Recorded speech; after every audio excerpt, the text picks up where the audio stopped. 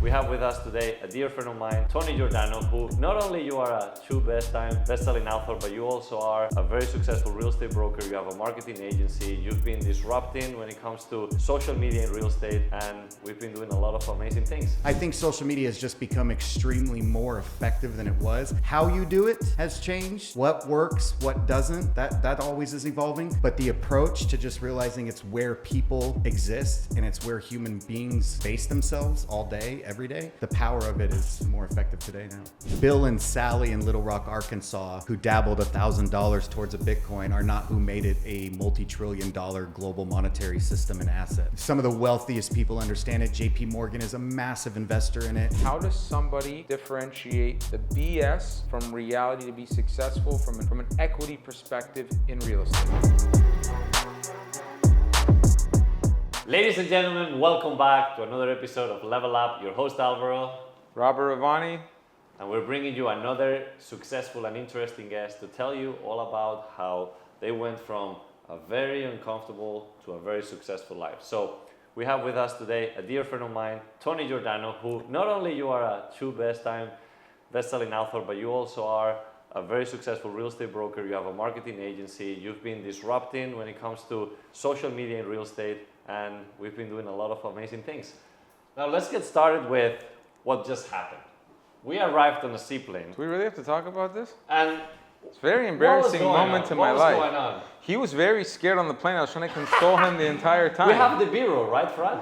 Yes. There we go. Yeah, let's do the B-roll and see who is scared. So exactly. I'm in pilot Facts. school. I cried like a little Pilot school, I wasn't okay, scared. f that. I cried like a little and I'll admit it. Facts speaks louder than anything. Now, but before we get started, because I want to take a little personal approach here, just because, look, we've been good friends, and the reason that we're here today is because of this guy.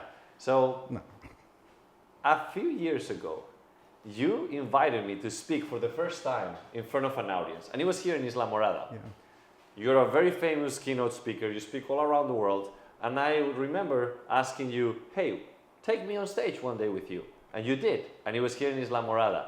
Never been into Isla Morada, arrived here, we had a great time, and then we went on to rent some jet skis. And the right next door. Right next door from the property that we are today. We grabbed the jet skis, we turned to the left, and we were looking at this property that was under renovation, and we were both saying, man, how cool would it be to market and sell this home? And right now, we're listing this property for $40 million, and we arrived on a seaplane. We're sitting here together, incredible summit that we're putting together.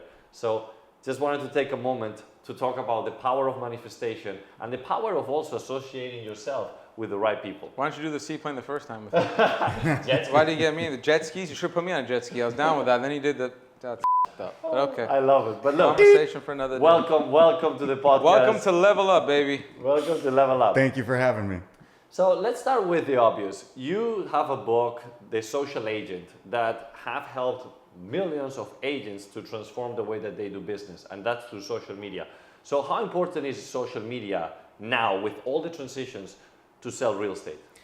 It's more important now than it was even 10 years ago. You know, with the technology that we have and the power of online presence and the way people are doing it, it works better than it did back then, because now a lot more people have adapted to it. So you have to think, 12 years ago, if I know promoting another business would help me promote myself and my personal brand, 12, 13 years ago, the coffee shop still had a friend page on Facebook and hadn't even launched a business page. They were doing it wrong. And so now it's just everybody's on. So what was, only tens of thousands of people in a local market that were doing it right, now you have hundreds of thousands of people in local markets, if not millions in metro markets. So I think social media has just become extremely more effective than it was. How you do it has changed. What works, what doesn't, that always is evolving. But the approach to just realizing it's where people exist and it's where human beings base themselves all day, every day, the power of it is more effective today now. It's interesting because Robert and I, we're both working right now in a building that he acquired that is incredible, is redefining what commercial real estate is all about. It's Class X, right? We're transforming a beautiful commercial building into a 5-star hotel feeling. And the way that everything is disrupting that industry, it goes back to how you put it out there on social media. But for you and for what we're doing, we're trying to tap into what's next. So the question for you is, what's next? Artificial intelligence, blockchain, what's next in real estate? All of that. So blockchain is definitely already here. You're going to see as Web3 continues to rise, blockchain won't just be the thing that you're accessing on Web3 to trade crypto. Blockchain will be where social networks reside on Web3. And so when you think who's going to be the first social network owned and controlled by the people on the blockchain of Web3, where Big Brother no longer is regulating and controlling what we see and what we don't see. And so I wonder who that first blockchain Web3 social network will be. Maybe it'll be one of the ones that exist, realizing that they need to be smart and go down that road. AI, the fact that I can go in and upload my entire social media channels, my entire databases, and use AI to identify people who I'm friends with on Facebook or followers on Instagram or connections on LinkedIn, and literally can read it in seconds and say, this 10% of your audience, you should aggressively be approaching based off of all these different things that it can read and it can target and behaviors and interests, where I don't have to go in and run a sponsored ad on Instagram and target everybody whose devices are on Zillow. That was the old way. And now AI and blockchain, it's just changing everything. So I definitely feel like no matter what, people need to really be understanding that AI is just the next evolution of our digital twin. So when Facebook came out, that was Tony Giordano online, 24/7, doesn't sleep, everybody's friend, doesn't take sides politically, religiously, doesn't drop F-bombs online. And stop dropping F-bombs. And so that was my digital twin, Tony online. I'm the evil twin, but Tony online's the good twin, but it was just that profile picture, right? Now the next evolution is AI, and it'll be a third dimensional digital twin where people, just like they were talking to me on Facebook, feeling like they're really talking to me, now they're just going to be talking to my AI twin that has my voice and can answer questions until I have to come into play and finish that conversation. But if people aren't taking this seriously, when I try to explain AI to people, I'm like, this is like explaining Facebook 10 years before it came out. So let me challenge you on that. The vast majority of high net worth people are the older generation. How do you convince the older generation that likes the brick and mortar, the touch and feel, the in-person, to adapt to AI? I'm in my mid-30s. AI, ChatGPT to me is like gibberish. Yeah. And I'm in my mid-30s. Yeah. So how do you tell the high net worth individual that's in their 60s, 50s, that have 100 million, 200 million, that could stroke a check for a $20 million property and not even phase them, versus the younger generation, which is they're all into this glitz, glam, quick money, quick, fast action, quick returns, to try to pivot? Because you're talking about two very different markets. You're talking about two very different demographics. For so sure. I compare things all the time to what it was before what we're using now.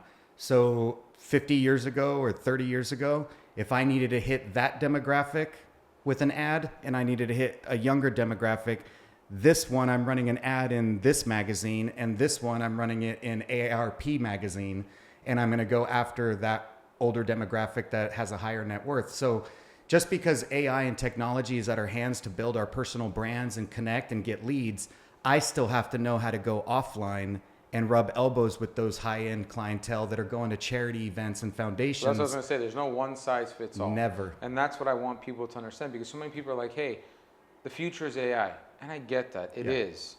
But there's still a generation, if you're trying to still make money, that doesn't approach that doesn't respect that. That's just not their comfort zone. So you have to be able to adapt accordingly to multiple generational patterns.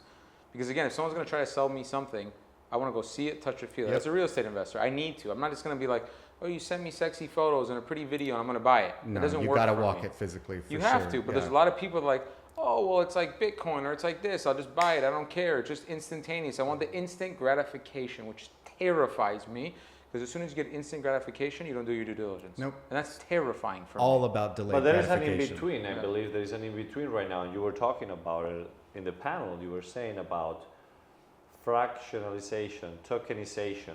we're talking about how can we tap, and again, let's be practical. If we want to sell this home or we want to get more people to invest in these type of buildings, we can fractionalize it, we can tokenize it, and people can tap in. So tell us a little bit about that, because that's pretty interesting. So there's two sides to it. There's fractional, which has been around. I mean, I've been in the fractional game for about almost 20 years, where when I represented somebody for the first time ever who bought a Ritz-Carlton residence where they have their eighth of an inch interest ownership, and there's about 8 owners on that residence, and that guy who wanted to buy that taught me what fractional ownership is. And it was just those quarter or eighth brackets. Then that evolved over the course of the last 5 to 7 years, where you had fractionalization in thousands of dollars, not having to buy a whole 8 weeks a year of that residence. Now I could just invest $1,000 or $5,000 and have a fractional ownership of that property and the rental income that it gets, but it's going to be based off of my investment, obviously. And then when crypto and blockchain came out, you have the SEC out there in the United States that is very, very close to doing a permanent approval of crypto-based tokenization of physical real estate. It's already happening all over the world. And there's a company called Realty, without the Y, REALT.co. And you can go on their website as an accredited investor and look at listings and see that the token is $48.05. The property is worth $1 million. They still have 60% tokenization left. And I can say $20,000. And now I have a $20,000 investment in that. And I get the rental return. I had no mortgage. That's where the rise of what's called decentralized finances come from, DeFi. And now you're taking that times 10, and who I introduced today in the audience that I had stand up, who just bought Kanye West's house in Malibu. He has an app. It's my neighbor. He stole it. I just bought a house in Carbon Beach. I mean, I own a house in Carbon Beach. He stole that house. Yeah, he did. Kanye West paid way too much, and this is an investment firm that gathers pools of money and buys it, correct? Yep. And so this just shows you that, like, Bellwood can technically be, I'm virtually calling it the Netflix of real estate investment, an app that you don't have to be an accredited investor. You get a deed of trust for your thing, and you know that they're only purchasing properties that have 50 to 100% equity that just couldn't sell. So they buy that knowing that they can sell it, and you're almost a guaranteed getting at least a 2-to-1 return back on whatever your investment was when they do go to sell it. But like anything, you know, they could end up not being able to sell it for the amount. Let me challenge you on that. Yeah. I'm in the real estate space, so I do day in and day out.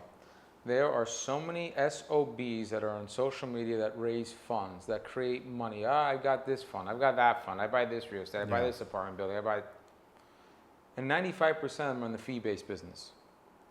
I have not seen, I won't say every single person, the vast majority, 90% plus, that have made wealth, real wealth, off of these funds.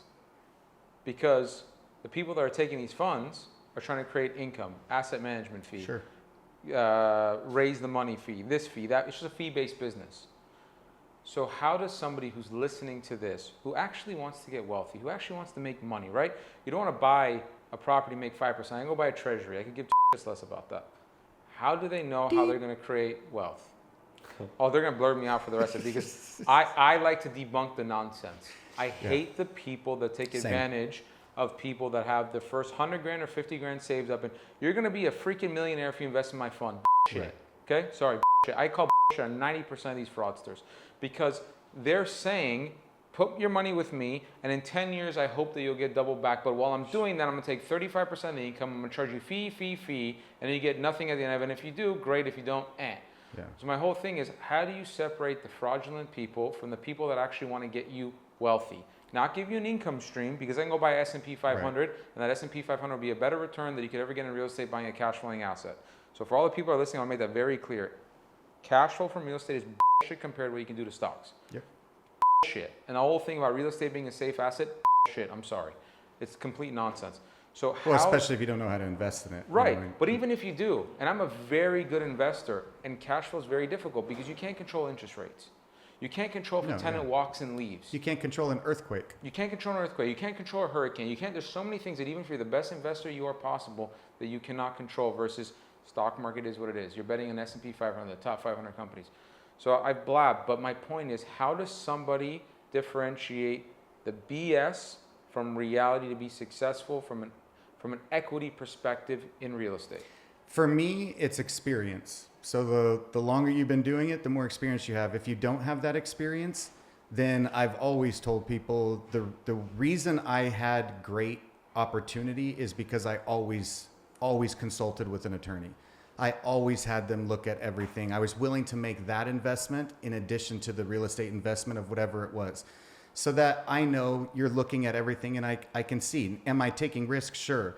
But there are so many, like you're saying, out there where it only takes me a few minutes to smell complete the BS within minutes. And then I see other ones where I really go deep, and then I go deeper, and then it makes me even go to another level. And now I'm involving attorneys, and then I'm having them look at it. And now you're seeing it, and you see what you get, and I'm willing to take that risk. But again, this is a different type of real estate investment. I'm still going to go out and buy and invest in my own investments, whether crypto, stock, real estate, with my own assets, and not need to just do fractional, you know. But it's an opportunity for people to be able to come in with the right company and say, I got a little piece of real estate because I can't get to the point of a mortgage. I mean, there's a lot of people who have millions of followers who are young in their early 20s and still can't get a mortgage, and decentralized finance is allowing them to come in and invest in real estate now too. So when they buy this decentralized finance, do they say this is a property that's $1 million? And your point's very valid. It's one of the most difficult things for me in my young 20s to get a loan from a traditional bank. You're young, you're inexperienced, you don't have the money. And I had a multi-million-dollar net worth in my young 20s and still wouldn't give me debt because of track record, history, this, that, the other. So when they come to this situation and they buy a property for $1 million, do they put any debt on the asset, or do you guys fund it 100% cash with the group that gets the money together? I'm not saying you, but in general. So it depends on the property. Like sometimes they're only funding 90% of it and the company's funding the other 10, and it's that pool of business. And that's where you should honestly interview even Steve or somebody like him, because it's just an app and a company where I was like, okay, this is impressive, but I don't own the company. I have nothing to do with the company, you know. And so I agree with you on things like this, where you just have to do your due diligence, you know. So then what happens in the event of IRR? Because if you're correct me if I'm hearing, if you're force handing an investment that's very cash intensive, for good or for bad, your IRR drops. Yep. Because your ability to take debt, which I love in my industry, is I'm able to take 65 to 75% loan to value, leverage my money, and have an IRR that's way more ridiculous than the norm because of the ability to benefit off debt. Versus you hear a lot of people on social media, which I won't name names, that's the devil, that's a problem. I know what name that is. Yeah, and it's like, are you effing kidding me? If there wasn't for the banks are your best partner in the world. You don't want to raise money. If you can get debt from a bank that charges you 6%, 7%, it's way cheaper than an investor. Hands down. So it's like, that's what sometimes I tell people when they ask me for advice, is like, yeah, banks are tough. I remember the days I paid hard money, 12, 13%, because I had to. Because a bank wouldn't finance a 75% vacant property. Well, I came from the finance. I mean, I was in mortgage for years. Yeah, that was my background. So that's where I learned a lot of this stuff. And so that goes back to what I'm saying, experience. If you don't have the experience to be able to really smell the BS, then you have to be willing to consult people or hire coaches or people who have that history, and not believe the fluff, because social media can damage a lot of people's lives. Yeah, I'm not, and I want everyone to understand, I'm not saying that about you, but I'm so passionate about, I hear so many people DM me. Yeah. I lost my shirt, I lost my ass because someone on social media was a guru that said this whole story, and it's like, it's unfortunate because there are people like you who are successful that preach a good story and have a proven track record, that I want to push people to say, hey, look, don't believe the hype of social media of somebody who has a Lamborghini or Ferrari and pretend that they're successful, because they're not. Yeah, and it's also, you know, every now and then I use social media to help other people as well, and not just use it for personal branding, but like to warn people, if anyone ever DMs you talking about investments and we should talk about this investment opportunity, run the other way. Right. Because no true person who's trying to help you invest are going to DM you. They're going to text message you. They're going to call you. They're going to say, let's hop on a call. And you have to be able to read those things. And so I'm like you. I get a lot of DMs where people are like, is this account real? And I pull it up. No. How do you know that? Scroll down about 19 rows. Their first post was a month ago. Like, this is a fake account. They bought a bunch of followers. You know what I tell they got everybody? Verified a month ago. Yeah. I tell every one of the people that DM me, do one thing. Just Google the deals they've done the past 12, 24 months. That's all you need to do. Yeah. Someone's a coach or preaching. Preach to the day you die. Show me the proof in the pudding of what you've done. Yep. And that for me is like the tell-all. Yeah. But look, at the end of the day, as we discussed in here, you have a proven record of everything you've done. And now with so much going on, there is so many trends, the evolution in real estate, but just in general, I want to talk about, for anybody that is trying to tap into, whether Robert is now trying to get more into blockchain or crypto, what would be the first step for somebody that is trying to tap into it? Tap into like crypto investments the or crypto blockchain, trading? like this blockchain? whole world that people are still unaware on how to And teach me, because I've actually thought about investing in crypto, but all I ever hear is terrifying stories of someone will steal your wallet. If you invest in something, your money's gone. I think the guy from Shark Tank said I invested money, but someone hacked my account and stole the money. And I do believe in crypto. I want to say that proud. Even though I don't know anything, I do believe it. I don't want to put $100,000 or $1 million and the money disappears overnight and it's not regulated. Who do you go after? Who do you sue? Yeah. You go after the hacker from God knows where and say, give me my money back? So what's like the first step? So to Alvaro's point. The first step for most people who want to get into it is, well, first of all, you know, Bill and Sally in Little Rock, Arkansas, who dabbled $1,000 towards a Bitcoin, are not who made it a multi-trillion-dollar global monetary system and asset. For sure. Some of the wealthiest people understand it. JP Morgan is a massive investor in it. JP Morgan, United States, will bash it when the CEO gets on CNBC, price drops, and then UK. How funny is that? And Price then drops, then spike. And then UK, JP Morgan buys $1 billion worth of crypto that day. I mean, they want to own it all. So the first step that I tell people is download a centralized, there's centralized and decentralized. Download your regulated centralized exchange in the United States, like a crypto.com or a Coinbase or whatever it is. Now you connect your bank account and you buy, and they can track it, and you're going to pay capital gains if you make money.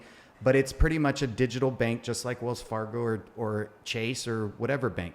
This is where you hold your crypto. That's step one, because you know it's protected. Now, somebody might say, oh, it was stolen because they got in my account. That's literally equal to saying that somebody hacked into your Wells Fargo checking account and wired money out of it. Do you have two-step authentication set up? No. Well, there you go. Like, you have to go through your steps. Is the first $250,000 FDIC insured? I don't know about Coinbase. I just want to know because I personally want to know. So I don't know about Coinbase. because that's like the security banks tell you. That's yeah. Right. So I don't know if like the rest of it, if you put $5 million. Yeah. No. That it does get insured after that for sure. Okay. As in, but the entity Coinbase itself will guarantee if someone hacks and steals entity it. of Coinbase, Okay, entity of crypto.com. Again, I just want to learn because Yeah. I'm actually actively want to do it because Alvaro hit the lottery and he's But- going to give me money to invest, right, Alvaro? But then that for me is this is answering his question. Invest a little bit, you're dabbling in it.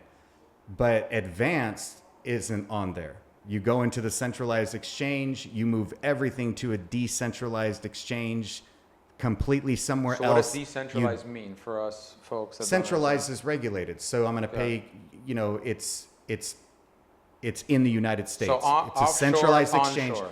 Yeah, it allows me to move my crypto back to US dollar. The only way you can move crypto back to US dollar and put it back into your bank account is on a centralized exchange. Got it. Decentralized is just where the globe is trading, and there is no centralized regulation on it. And everything is being held on what are called nano ledgers, and you keep those in a safe, and it's always trading on its own.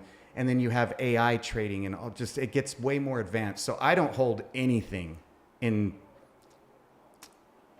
no comment. I was going to say IRS could watch stuff. No, there's no. I don't hold anything. I don't hold anything anywhere. I don't hold anything in the there you no go, comment there you go. zone. Let's just leave it at that.